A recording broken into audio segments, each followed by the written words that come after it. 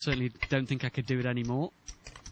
Starting to feel a little bit old for my 40-hour straight cash games. You get a raise in the small blind from Alan Cunningham. Looks like a call from Tom Dwan. And the one thing good is everybody at home can watch this. They don't have to smell it. Heads up. Dwan with the ace. Queen 5, Cunningham 9. with 5-6. Well, Cunningham outflops him. Seems to do better when he's got the worst hand so far, Alan. 4,000. Funny, obviously ace-7 much better than 5-6 heads up. But at the same time, 5-6 suited seems to play better post-flop. Cunningham's going to bet out 4,000. Dwan has the ace of clubs. I find it interesting sometimes when I'm sitting in a cash game and you know some guy's getting beaten up or not having too much of a run. You start feeling like you can make more plays against them. And I think that's possibly what we could even see here from Tom. Well, it's very much like sharks to blood. They see blood in the water and they smell it and they go for it. Best poker players in the world have no mercy. And Tom Dwan, obviously one of those sharks. Raise. And, well, you called it. Tom Dwan raises it up. And that really puts Alan Cunningham in a tough spot. Out of position with bottom pair.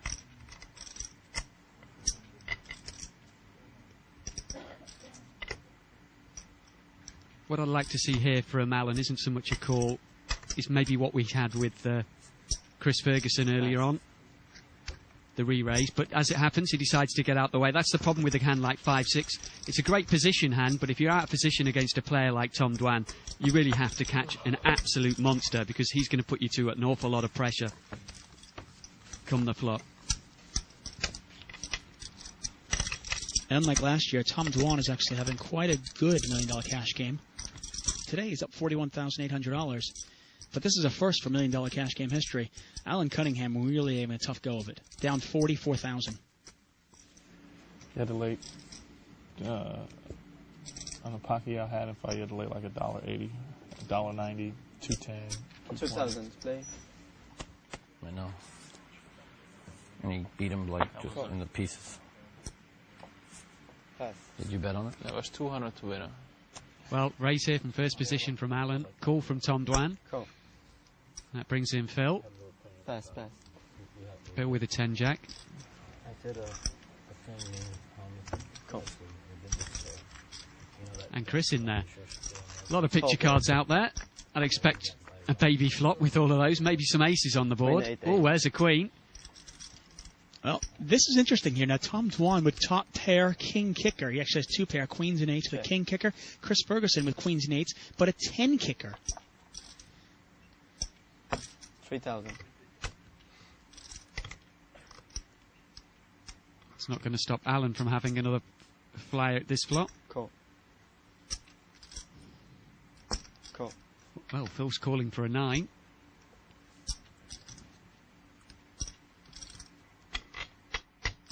Now does Chris want to let a cheap card get out there? It's only 3,000, but he is out of position. If he gets a couple of callers, how much is he going to like it if he does re-raise? Well, it's going to have to be a big re-raise. Well, this is the problem, though. If you re-raise here, you're only going to get worse hands to fold. An 8's never going to fold, and then you have no idea. If somebody does call, you have no idea where you're at. Here's the turn.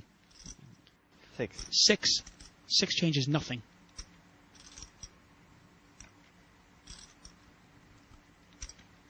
Check. Check. Well, Alan's done with it.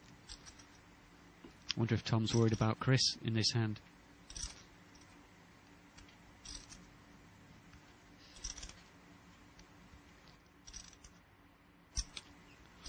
I still don't know if he wants to check this one. So many different things here. I mean, you talk about, do I have the best hand? Do I want to do a little pot control here, keep this pot small? And at the same time, do I want to give up a free card? Normally on a board of Queen 8-8 Rainbow. You probably think you can with the King Queen. 3 other players, you've got to expect there's some. Well, looks like he's going to make a bet. 14,400. And he bets 14,000 into a $21,000 pot. Phil Ivey folds, and now this is the big one. We know Alan Cunningham is going to fold behind him, but the action is on Chris Ferguson. He has 2 pair, queens and 8s, with a 10 kicker. Tom Dwan with the best of it right now.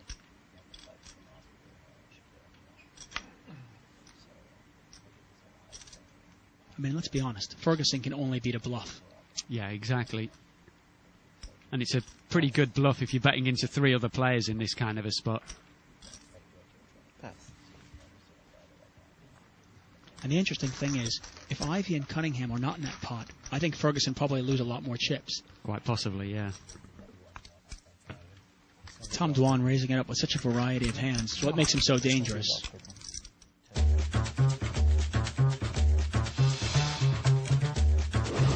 Hi, I'm Tom Dwan. I'm 23 and I play poker. I grew up in Edison, New Jersey, and now I live in some combination of Boston, Vegas, San Diego, wherever the big poker games are, wherever some nice beaches or some fun times to be had. To be winning at high stakes poker, you need to be constantly adapting. So obviously a year later from any given game, if you're a winning high stakes player, you should be playing better. You should be more experienced. I would say I'm playing a little better, I'm a little more experienced than last year, but the difference is marginal in my opinion. Hopefully the results will be better, but we'll see. Obviously in any one session there's a lot of luck, and hopefully it'll be on my side. When some people that come into the game that I want to play with. 5 and 10 and 2 is good. Yeah. I don't want to change anything till we get people I want to play with.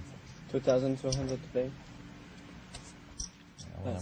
When them guys come here. Well, here comes Andrew.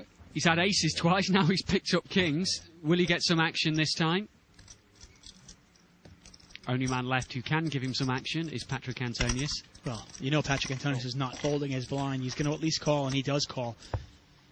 Now, Andrew Feldman, with aces twice and kings once, you'd think he'd be way ahead. But no, he's down over $100,000. 3,500. Doesn't look like he's got a flop here he can get an awful lot of money back with. Yeah, Patrick gives it up.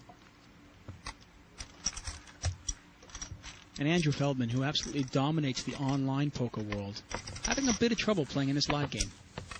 Yeah, so far hasn't been his day.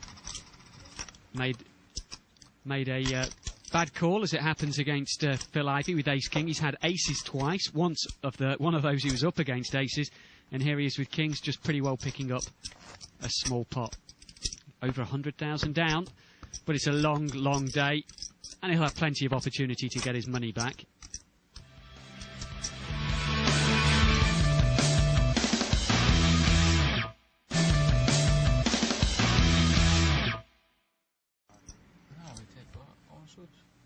Chris Ferguson, first act. Ferguson, by the way, up $44,700. In last year's $1 Million Cash game, Ferguson was up really big early before losing a monster pot to Phil Ivey. Dwan with Queen 7. Not much of a hand, but that doesn't mean anything for Tom Dwan. Well, it does in this case. He folds it away. Mike Mattisau, the 10 deuce.